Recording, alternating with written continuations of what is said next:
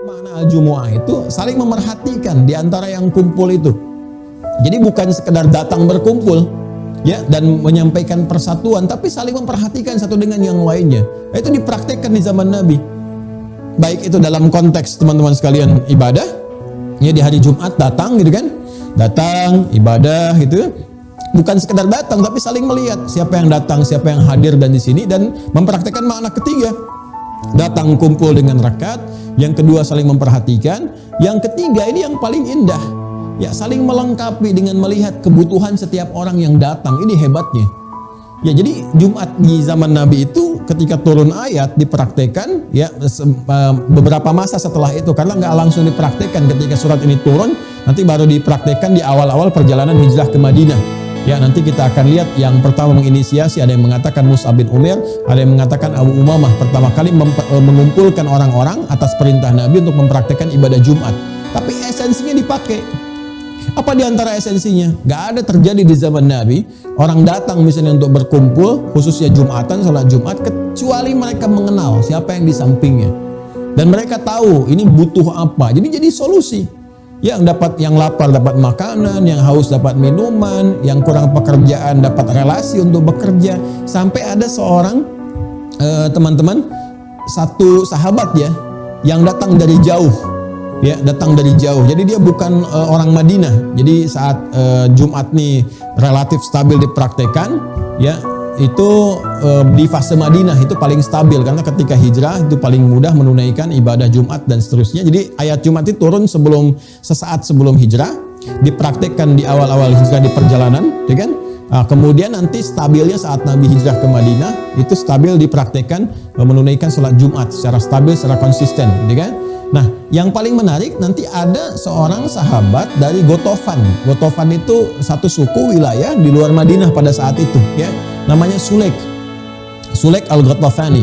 Sulaik ini datang pas dalam satu riwayat disebutkan di hari Jumat. Ada surat menyebutkan hari Jumat. Jadi ketika Nabi sedang berkhutbah, ya ini di pertengahan dia datang. Ya, karena dia bukan wilayah orang Madinah, belum tahu tentang bagaimana cara adab-adab di masjid, termasuk sunnah-sunnahnya, dia langsung duduk.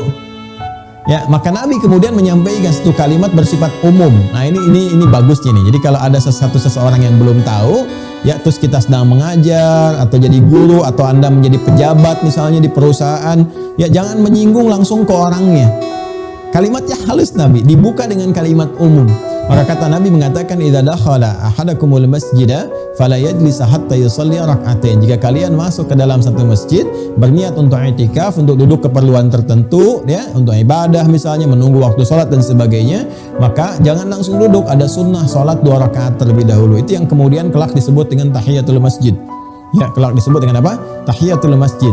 Tapi ketika kemudian kalimat Nabi itu disampaikan, orang-orang tahu, langsung orang melihat kan? Ya, Nabi memberi isyarat nih ada teman kita yang baru. Jadi hadis yang disampaikan Nabi bukan hanya menunjuk kepada satu syariat sunnah tahiyatul masjid, tapi juga memberikan isyarat kepada orang-orang sekitaran Madinah. Ini loh, ada kawan kita orang baru, bukan dari kalangan ahli Madinah. Barangkali dia datang ke sini selain Jumat nanti butuh perhatian. Makanya orang melihat semua ke situ. Ya begitu selesai Jumat itu berlomba. Bapak Ibu sekalian, keluargaku itu Masya Allah di zaman Nabi itu nggak ada orang yang punya persoalan kecuali sahabat-sahabat yang mereka itu hadir di sekitaran Nabi berlomba untuk saling bisa membantu dengan kemampuan yang bisa mereka lakukan. Ada yang bisa ngasih referensi misalnya, ada yang bisa memberikan bentuk makanan, ada yang bisa memberikan bentuk arah pekerjaan, tapi sesuai dengan kemampuan masing-masing. Dan hebatnya mereka berlomba siapa yang pengen duluan, itulah Jumat. Jadi bagaimana iman itu? Ya iman itu memberikan sebuah pengaruh yang sangat kuat bagi diri kita gitu untuk bersikap. Jadi kalau orang beriman tuh nggak usah ditanya tentang bahasa persatuan, nggak usah ditanya tentang bahasa bagaimana saling memperhatikan, ya, saling menguatkan. Jadi ketika kita masuk hari Jumat, salah satu yang dievaluasi pada diri kita itu ambil skala terkecil dulu, misalnya skala keluarga. Ya coba dilihat di keluarga kita. Jangan-jangan kita melihat jauh tapi lupa dengan keadaan di dalam diri kita. Bagaimana penyatuan di keluarga itu bisa dibangun. Ya jangan-jangan mohon maaf di keluarga pun kita masih melihat ya seperti aktivitas-aktivitas yang dipopulerkan di masa jahiliyah. Kehidupan keluarganya hanya untuk menata diri supaya makmur dalam segi harta, ayah bekerja mengumpulkan harta, punya kedudukan hanya untuk weekend jalan-jalan aja. Ya, beli ini aja, beli itu, menikmati kehidupan dunia. Kalau cuma itu orientasinya, orang jahiliyah itu lebih hebat, lebih duluan. Ya, jadi kita mulai dari lingkungan keluarga dulu yang paling kecil, tata dulu, kan? Kumpul, saling menguatkan. Barangkali si bungsu perlu perhatian, si kakak perlu arahan, ada yang perlu diskusi, kitanya belum sempat, kan? Sama-sama kita melihat evaluasi seperti itu. Ya, saya ada laporan kasus nih, sebetulnya kasus ini berulang dari masa lalu, kan? Ada anak yang ya dari dia kecil sekolah Islam bagus dan sebagainya, ketika dia masuk kampus pintar, ini sebenarnya kisah masa lalu juga tapi terulang kekinian. Ya, ketika sudah masuk satu kampus, nalar dia sudah mulai berpikir luar biasa, tiba-tiba kemudian datang ke rumah dia minta izin pindah agama. Anda bayangkan. Dan ketika ditelusuri ya penyebabnya yaitu salah satunya kurang perhatian, ya kurang rekat hubungan antara orang tua dengan anaknya. Jadi kita jangan bicara jauh dulu, karena aspek jauhnya itu kan dengan sekitaran, dengan tetangga dan sebagainya. Makanya Jumat kan menarik. Ada sholat harian berjamaah, itu lingkaran terdekat, satu RT misalnya, RW. Tapi kalau Jumat kan dari mana-mana datang. Coba Anda bayangkan kalau dipraktekkan, ibadah harian, ibadah pekanan, ibadah tahunan. Jadi kalau semua makna itu dipraktekkan, Jumat dipraktekkan dengan benar, saya yakin kemiskinan akan terkurangi. Kenapa? Karena semua orang mempraktekkan dengan baik. Ya, cara dia bergaul, cara dia merekatkan hubungan dan sebagainya. Apalagi kalau haji dipraktikkan, saling merekatkan semua satu dengan yang lainnya. Ya, dan Allah memberikan kesan apa yang sangat dalam, fas'au ila dzikrillah. Kalau sudah muncul sepekan hari Jumat itu, fas'au ila dzikrillah, maka bergegaslah kalian semua untuk ingat kepada Allah. Ya, jadi untuk laki-laki ada ibadah spesifik salat, kan?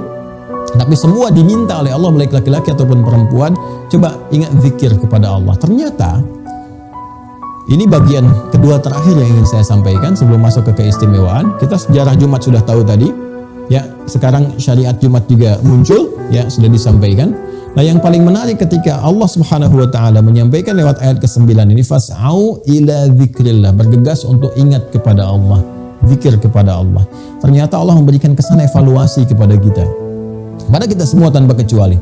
Ya, zikir itu semua aktivitas yang kita kerjakan yang mampu mengingatkan dan mendekatkan diri kita kepada Allah.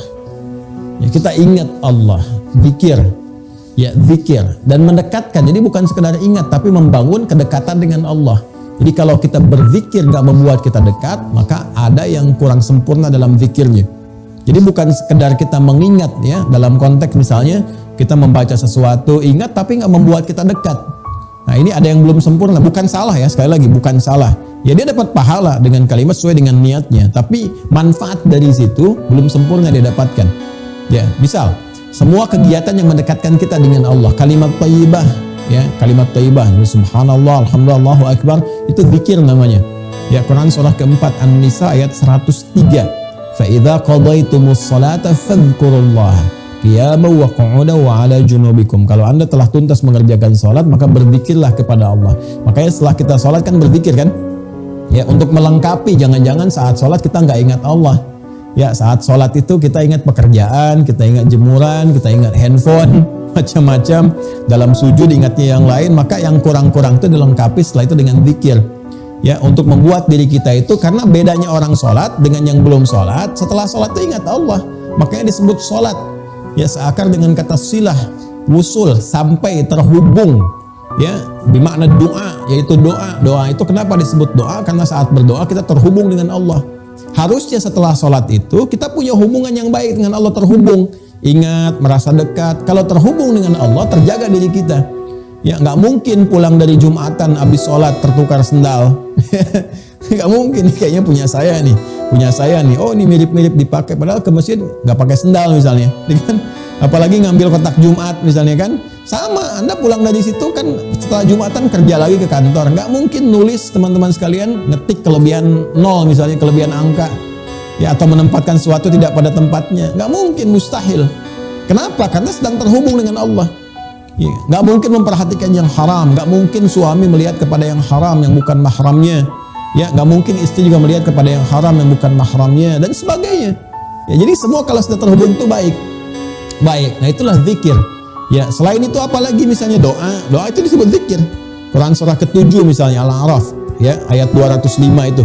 Wadhkur rabbaka fi nafsika tadarruan wa khifatan wa dunal jahri minal qaul, dan berdoalah engkau dengan kesungguhan jiwamu, ya, dengan menghamba kepada Allah. Disebutnya berdoa itu dengan zikir. Karena saat berdoa kita merasa dekat dengan Allah. Dan kedekatan itu yang menjadikan doa kita cepat terkabul. Jadi kalau Anda hanya berdoa diucapkan di kalimat, gak sampai ke dalam hati, itu pengabulannya boleh jadi gitu ya, tidak secepat yang kita harapkan.